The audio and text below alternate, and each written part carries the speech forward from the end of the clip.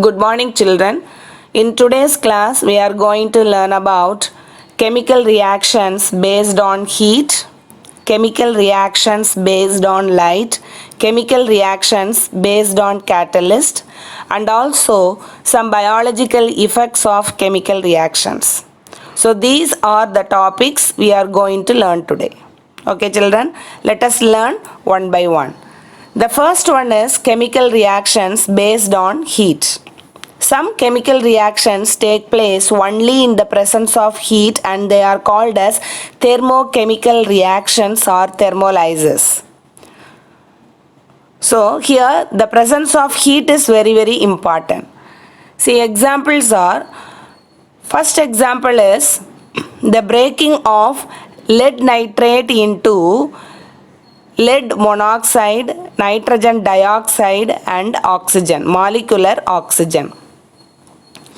See, colorless lead nitrate, the compound lead nitrate PbNO3 twice is colorless. It decomposes in the presence of heat to produce yellow colored lead oxide, lead monoxide and reddish brown colored gas, nitrogen dioxide, along with the evolution of oxygen gas, molecular oxygen. Okay, children. So this is an example for thermolysis because this reaction is taking place in the presence of heat. So this is an example for thermolysis reaction. The next one is thermal decomposition of calcium carbonate. Calcium carbonate, when heated, it decomposes to produce calcium oxide and carbon dioxide. This carbon dioxide, when it is treated with, when it is mixed with lime water, it turns lime water milky. So carbon dioxide has got the capacity to turn lime water milky, and this confirms the evolution of carbon dioxide gas during the thermal decomposition of limestone. Okay. So this is also a thermochemical reaction because this reaction is taking place in the presence of heat. What is the formula for limestone? What is the chemical name of limestone? It is calcium carbonate, CaCO3. Calcium carbonate, when heated, it produces calcium oxide and carbon dioxide. The other name for calcium oxide is quicklime. Okay, children. So this is an example for thermochemical decomposition. It is a thermolysis reaction. Thermal decomposition. Thermochemical decomposition reaction. See, calcium carbonate, when it is heated in the presence of light, quicklime, calcium oxide along with carbon dioxide are produced. This calcium oxide, when it is dissolved in water, it produces slaked lime, calcium hydroxide. This calcium hydroxide, when it reacts with the carbon dioxide gas bubbles, it produces calcium carbonate again. So this is called as limestone cycle. See, in the beginning we are having calcium carbonate, it undergoes various changes and finally again we are regenerating calcium carbonate. So this is called as calcium carbonate cycle. See, are these equations balanced? What do you mean by balancing chemical equations?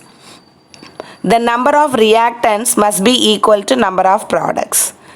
Okay, shall we check one equation whether it is balanced or not? See, look at the first one, calcium carbonate, CaCO3. It has got one atom of calcium, one atom of carbon and 3 atoms of oxygen in the reactant side. Coming to the product side, CaO. CaO means one calcium atom and one oxygen atom.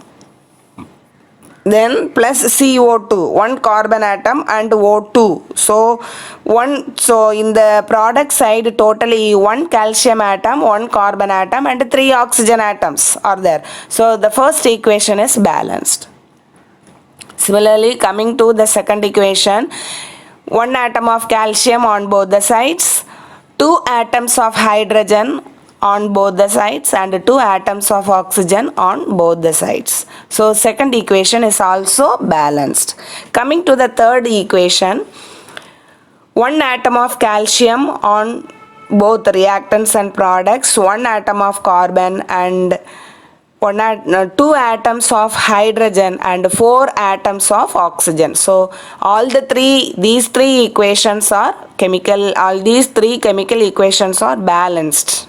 Okay children, so how to check the balancing of chemical equations?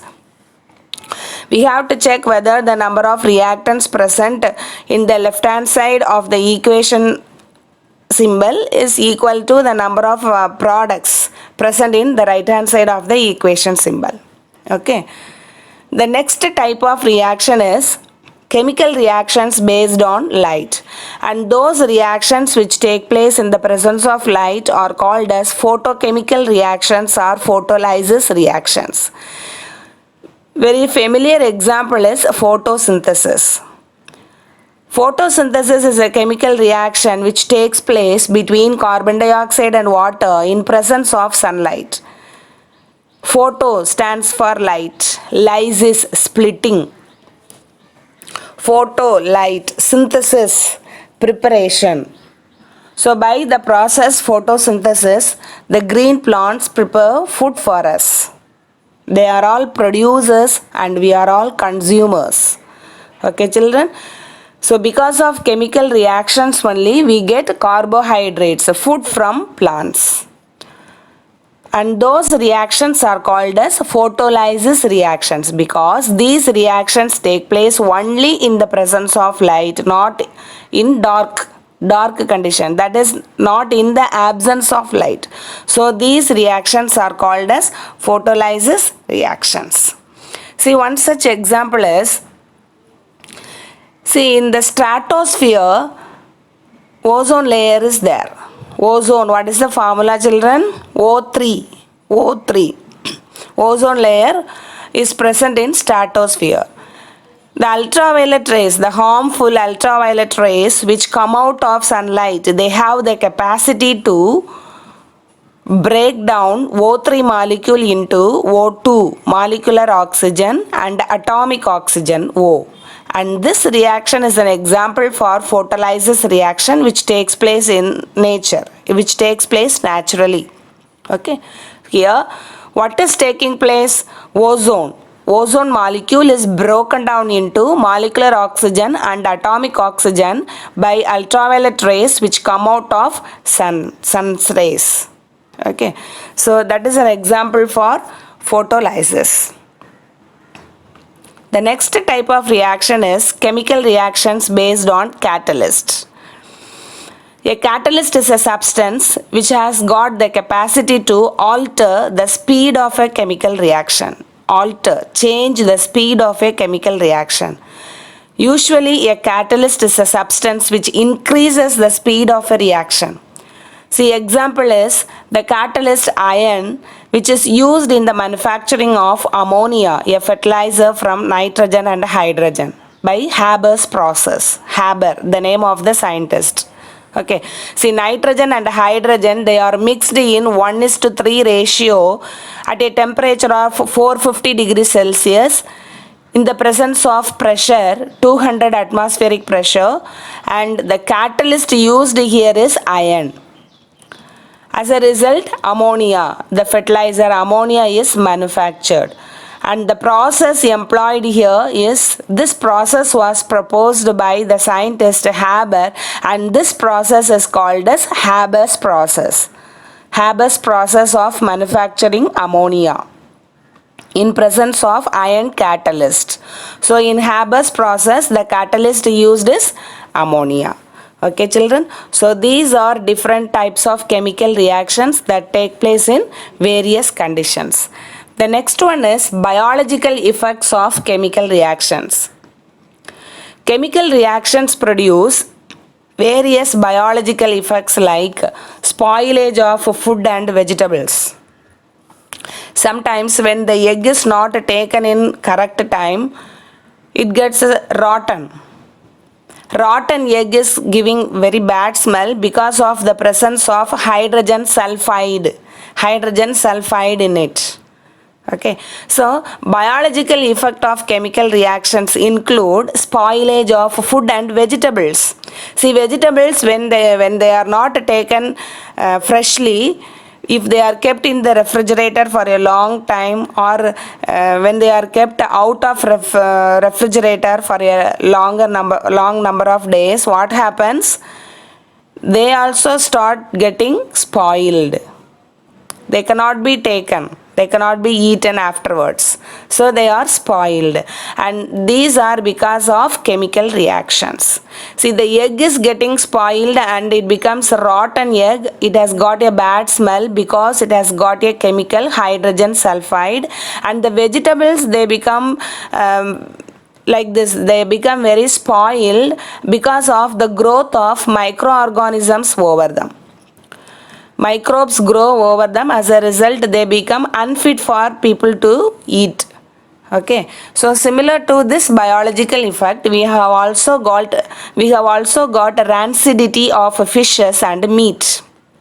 Rancidity, it is a bad smell produced because of the unsaturated acids, unsaturated oils which are present in fishes. They start oxidizing when they come in contact with air. As a result, a bad smell is produced, and that is called as rancidity. Unsaturated acids, unsaturated oils. See, fishes contain unsaturated oils.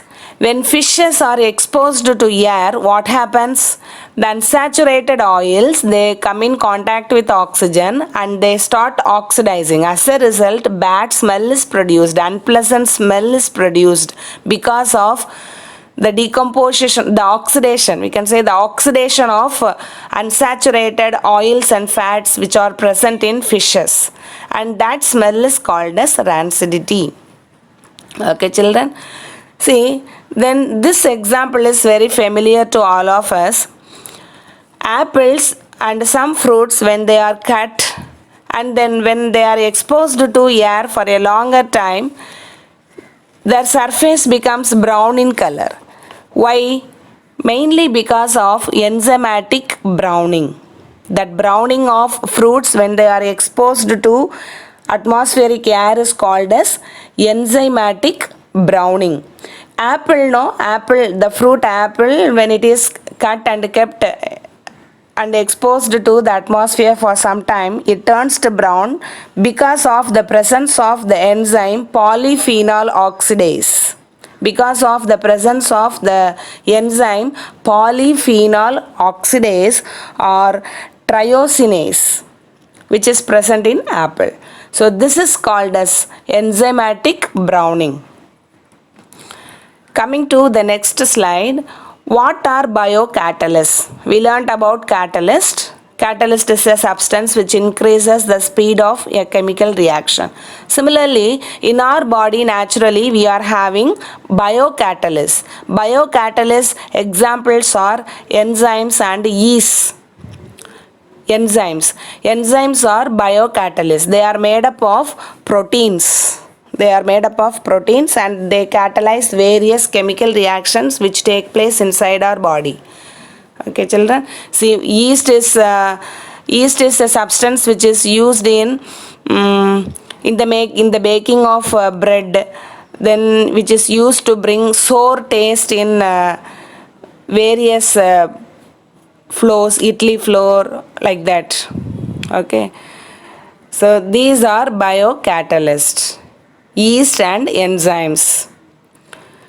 The next slide gives you a small test for your understanding, that is, what is the raw material used for quicklime, slaked lime, cement and mortar.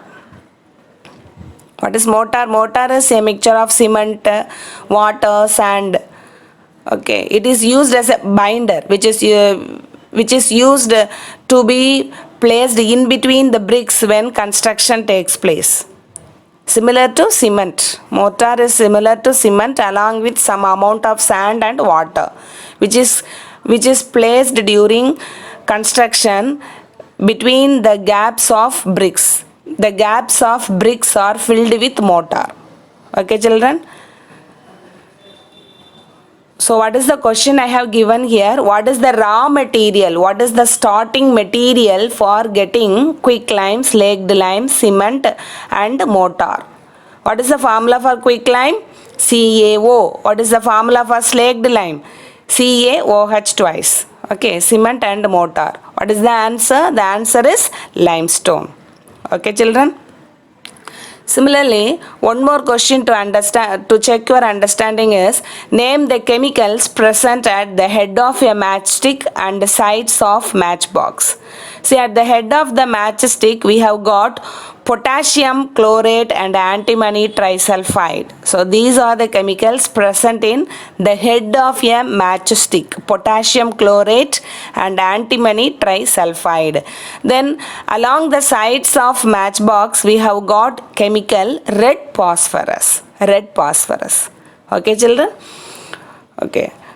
I hope you might have understood today's class. Thank you, children.